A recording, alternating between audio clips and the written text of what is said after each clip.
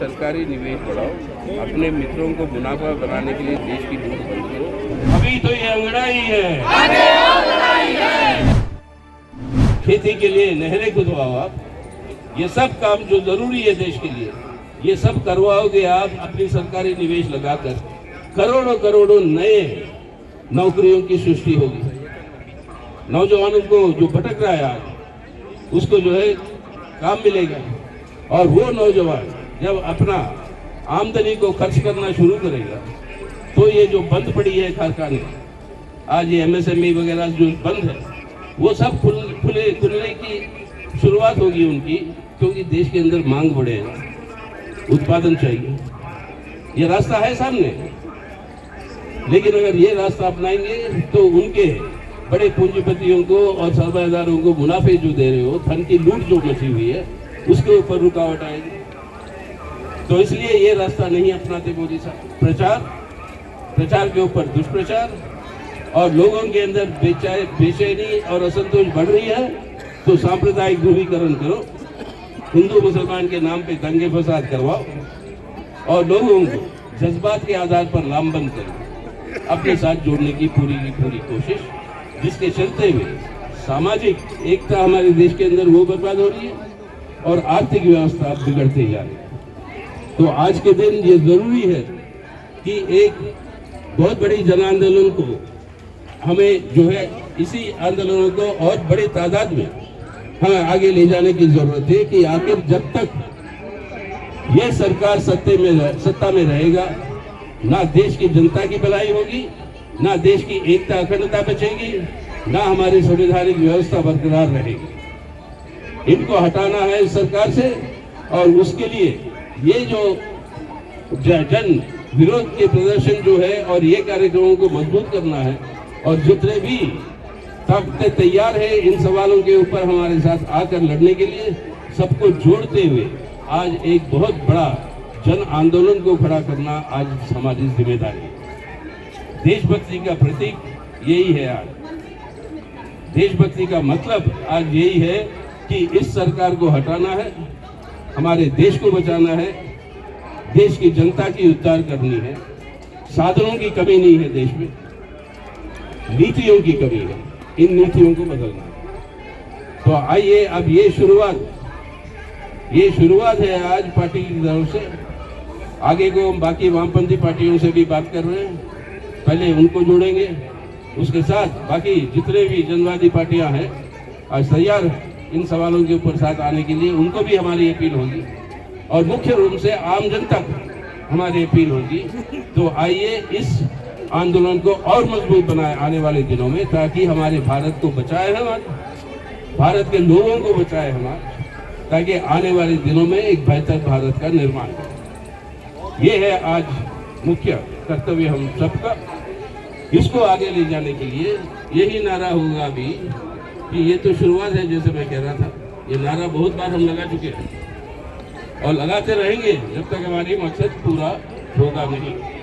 और वो नारा यही है, अभी तो ये अंगड़ाई है,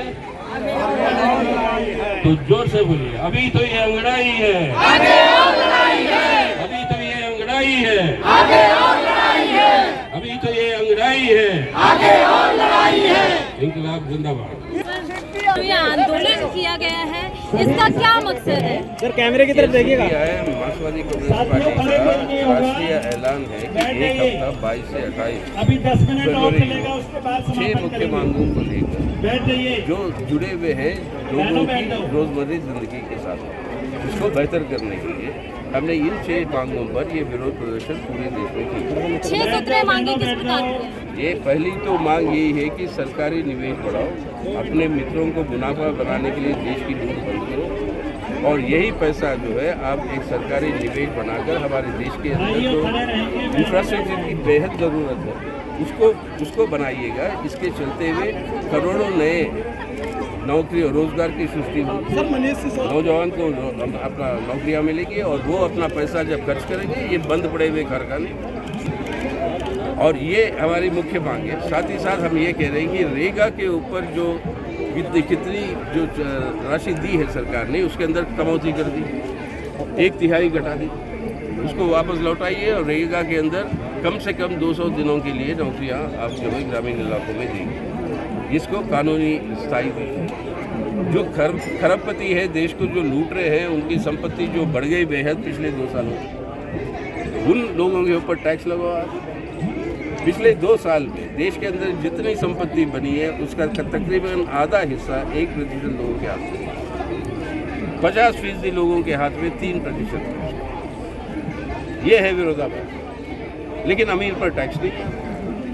टैक्स है आप पर, हम पर, जो हम खरीदते हैं जो वस्तु है उसके ऊपर जीएसटी लगा के टैक्स वसूल करते हैं। लेकिन अमीर के ऊपर कोई टैक्स नहीं। टैक्स लगाओ और इसके चलते हुए जीएसटी को हटाओ आप पूरे खाने के पदार्थों पे, दवाइयों के ऊपर, जो रोज़मर्रा ज़िंदगी के लिए ज़रूरी है। ये मुख्य रूप से मांगे हैं जिसके आधार पर ये विरोध प्रदर्शन हुई देश भर में। और आने वाले दिनों में इसको और मजबूती के साथ बाकी पार्टियों के साथ नहीं मिलकर हम जो है इसको और मजबूती के साथ मोदी सरकार पे दबाव डालेंगे। मोदी जी ने जो इस साल का बजट प्रेजेंट किया है सर, उसमें कहा गया गरीब कल्याण को देखते हुए सबसे ज्यादा ध्यान दिया गया गरीबों के ऊपर। इसके बारे में क्या कहेंगे? जी, ध्यान दिया, इसीलिए तो 23 करोड़ लोग आज गरीबी रेखा के नीचे,